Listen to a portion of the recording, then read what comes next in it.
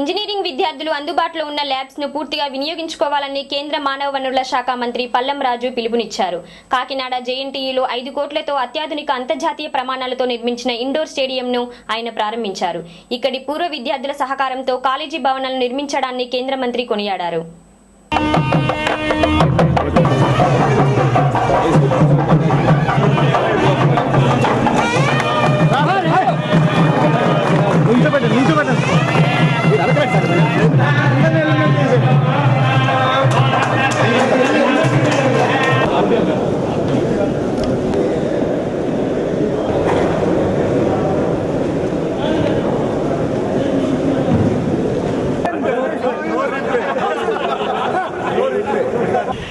Ladies and gentlemen, Honorable Minister for Animal Husbandry, Dairy Development, Sri Undavali Arun Kumar Garu, members of alumni and income tax exemption facility.